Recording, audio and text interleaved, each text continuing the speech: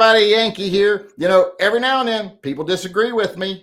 Everybody has a right to be wrong. And they want to come in and tell me themselves that they disagree with me. And I like that. I want to hear their opinions. So today we got someone here who wants to talk to me about, what is it? What do you want to talk to me about? Hey, well, we need to discuss what Trump can actually do to gun control, for gun control, etc. First of all, I want to a little prelude here. This is not going to be a hard spank because I'm a TYMP recipient myself. Okay, my wife is ill, and I got a G3C off of you that works really good. It is a legit little gun. So let's get started. You mentioned that Trump could ask for a bill to get rid of the National Firearms Act. And Yank, I'm sorry, but I got to disagree with you there that it would work because it won't get past the Senate filibuster. You need 60 votes to get past the filibuster in the Senate, and there's it ain't happening. Okay. Well, until it gets now, there, the one how bill. will we know that? When was the last time the Democrats did a successful filibuster? It's been not too long, and right now they're pissed enough to do it. Now, the one bill that might make it through the filibuster is national reciprocity. Okay, I want to talk to you about that in just a second. One of the ideas that you were floating that is a good one, and I want to flesh that out a little bit, is you're talking about we're looking into what looks like bad busts of gun owners by the ATF, and that would include Matt Hoover and Christopher Irvin. I would add a few more. Yes, exactly. Okay. That's a mess that needs to be carefully looked at. One of the things that nobody's paying enough attention to early in that mess, when Matt was first thinking about marketing these things on his YouTube channel, he's an FFL who's got the special paperwork to do full auto sales, silencer sales, things like that. So he knew his local ATF office on a first name basis in Wisconsin.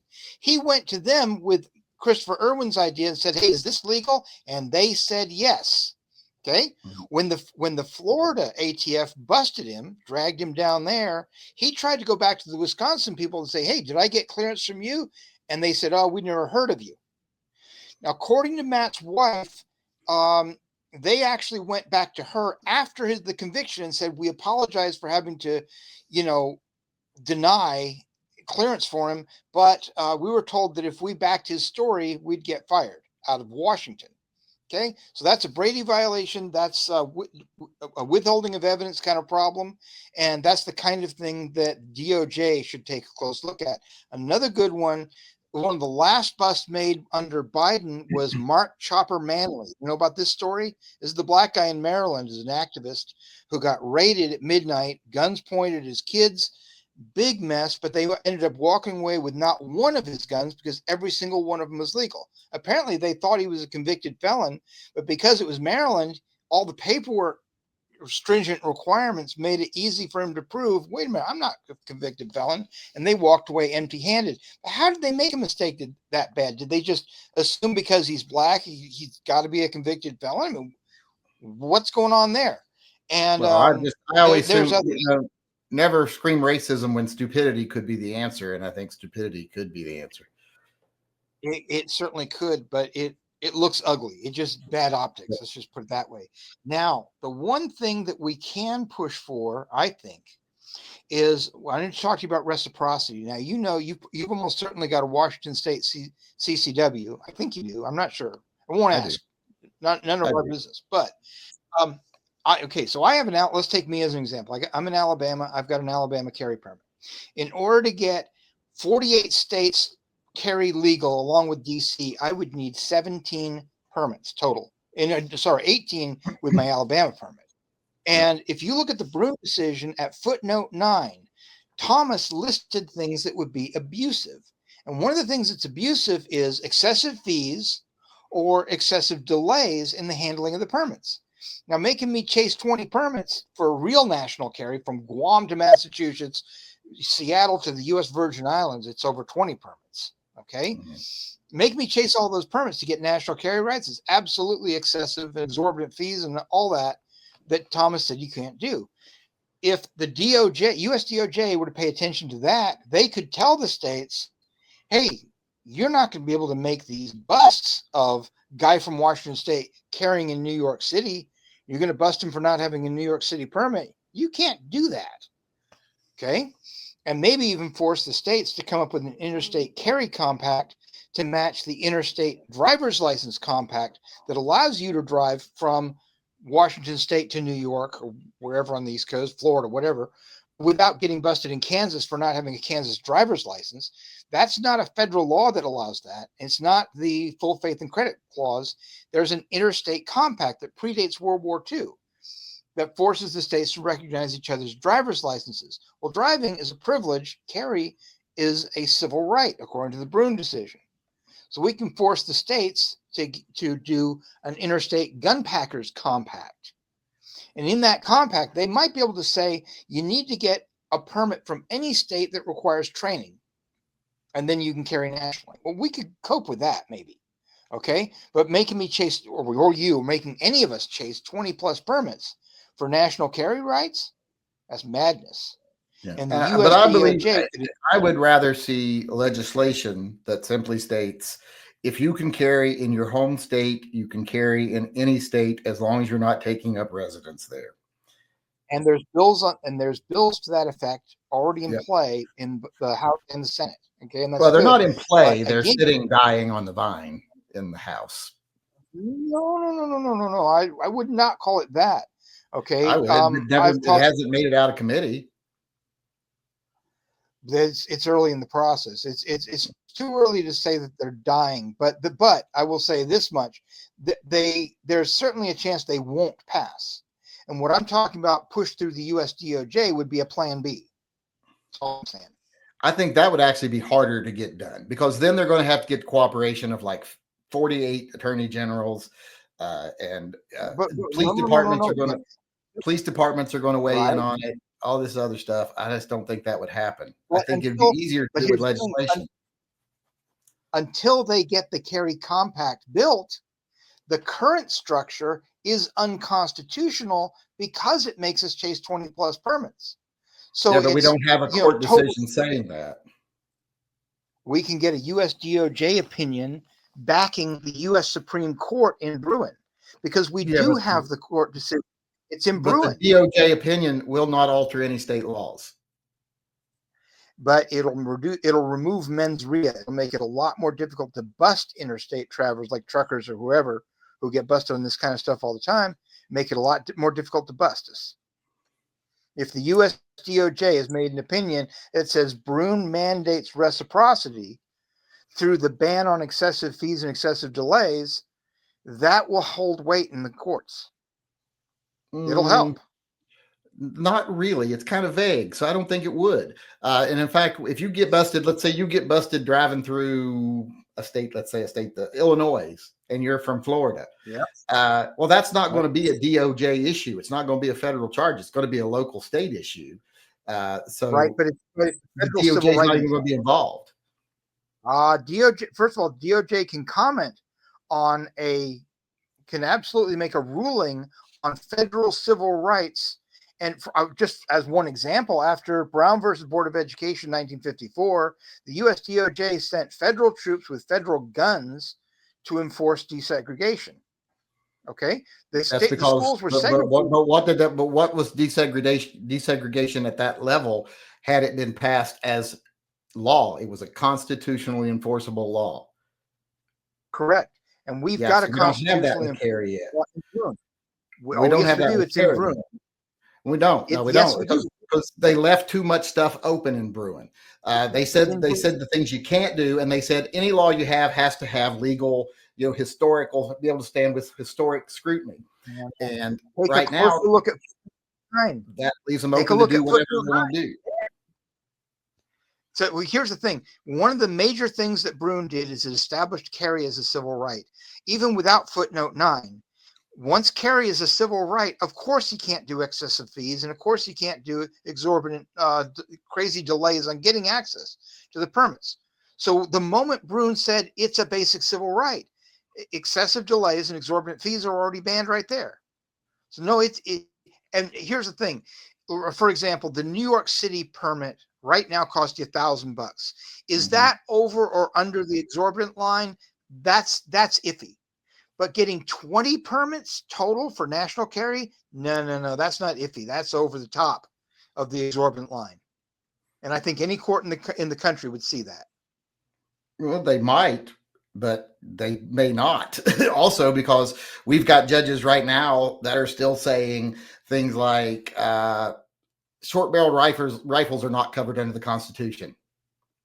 So American Samoa is still trying to ban handguns. Yeah, so there's nothing set yet. The Supreme Court rulings in Bruin and Heller, they didn't go far as to say you cannot have any laws regulating these behaviors. In fact, they left the door open in a lot of their comments and their notes on the cases that, you know, if a state does this, they have to do that, and blah blah blah. They have to do this or that. All kinds of statements that they made. So they left lots of wiggle room. So right now, the only way we're going to get around that wiggle room is with legislation, and good legislation could be written. It isn't being written. Where's Trump out on his stump right now saying, "Hey, we need national reciprocity. We need it now." Now he has said that. Okay, he has said he'll sign a reciprocity bill the moment it hits his desk. Yeah, but he ain't never done nothing. He hasn't tried to push anything through Congress. Period. I understand that.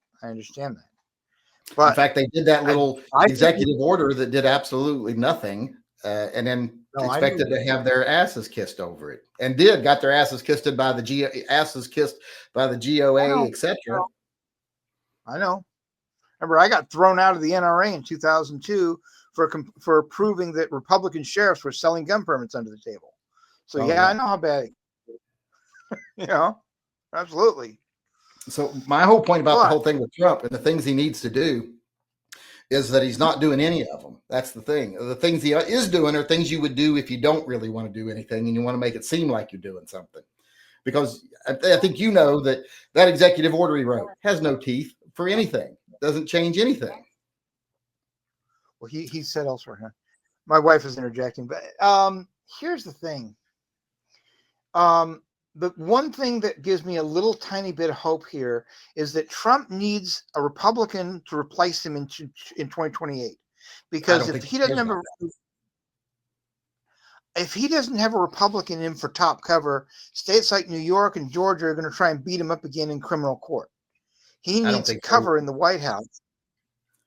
I don't think he cares. I think he's going to do what he can to make sure nothing like that is possible after he gets out.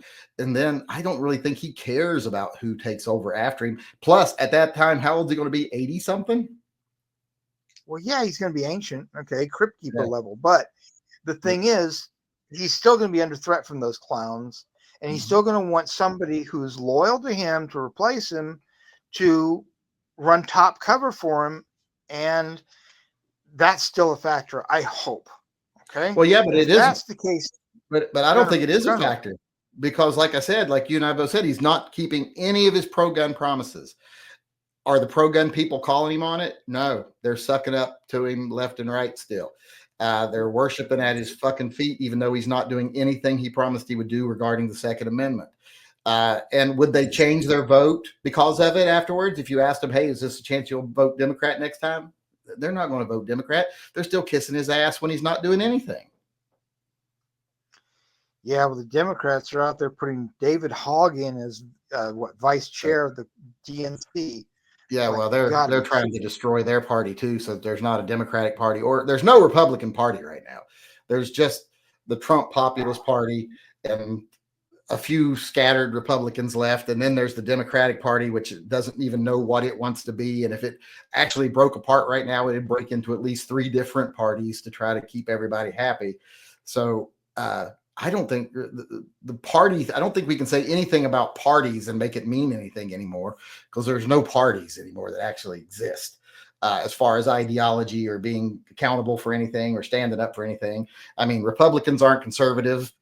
Democrats aren't liberal. So I think as long as people continue to suck his dick when he's not doing nothing, there'll be no incentive for him to do anything. One of the reasons Trump won this election is because the Democrats have given up on the blue collar voter.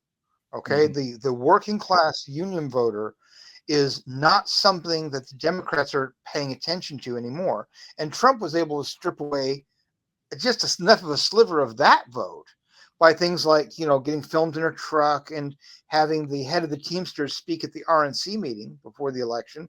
Okay, little things like that help slice away a little bit of the blue collar vote that the Democrats have given up. The Democrats have become the party of the liberal gender studies professor and their pink Well, I haired think mainly students. the biggest problem the Democratic Party had right now, if you look at their vote, was their voters didn't turn out. It's like the state of Washington had 20 million people, a million people less voter, 2 million less voters than the year before. And that happened across the country because the Democrats tried to shove a female candidate that wasn't qualified down the throats of a lot of people who didn't want it. How like the Republicans kind of cultivated a base that didn't like government, and that kind of bit them in the ass a little bit. The Democrats cultivated a base of black men and Hispanic men that don't like women and will not vote for a woman, yet they keep trying to shove a woman down their throats. And that's never going to work, not with the base they have. There's an even worse issue. Have you ever heard the name of Jamal Truelove? You ever heard of that guy? I don't think I have. So he was a black rapper and up-and-coming actor in 2010 when he got wrongfully convicted of murder in San Francisco. And his conviction got reversed like 7 or 8 years later, and he got $13 million from the county. So this is proven wrongful conviction. But he talked endlessly on a Netflix documentary about how Kamala Harris was in the room when he got convicted and sentenced for 40, 50 years, and she laughed at him over it. So it highlighted her record as a prosecutor against minority defendants. Yeah, when she was active in she was very much. Yeah, she was very much Black Lives Matter hates. Yep. Well, she's so like everything anybody that wanted a qualified candidate would hate. But I don't know. Okay, so let's kind of wrap it up here. What was is there a main thing you want to say before we get done here, though? Something you disagree with me on, something you wanted to... The only thing I disagree is I don't think we're going to get any bills past the filibuster. I think we can. Right? I think we can. I don't know. I have faith that we can, and we won't unless we try. You're right about that. Clearly, you're right. And even if he was having bill after bill killed by the filibuster, at least we'd be able to stand up and say, "Look, they're trying to do something," and that would make them much stronger in the next election with people than they were now. If they just continue to not do anything but give lip service and write executive orders that do nothing, that's not going to keep my vote. I tell you that. No, I'm right there with you. I do think, though, that pressuring the DOJ into writing legal opinions enforcing civil rights against the states, there's still something to that. There's still something there. That could be like a backdoor thing. I don't think that's going to gain a lot of public traction because right now there's a lot of people worried about, is the DOJ getting too political? So I wouldn't want that to be our up in front battle. I think the legislative battle is the one we need to be fighting constantly, even if it is stopped by filibusters, because eventually maybe the people that are doing the filibustering will get enough pressure from their own state that they stop and they let things go through. So I think that's a big thing we need to do right now, along with we need to tell the ATF, hey, all those decisions you've made over the last 20 years that aren't backed up by legislation, they're all gone. You're starting over on all these issues. And I want to go back over bad criminal prosecutions. And CRS Firearms is like top of that list. There's also Brian Malinowski. How'd that guy get shot in what looked like a home invasion? That's a good one. And there's also, I forget his name, but there's a guy who was in the Navy who was busted for machine gun sales when there was no actual machine gun anywhere involved. His case is as bad as Matt Hoover's. So all these need to be looked at. Yep.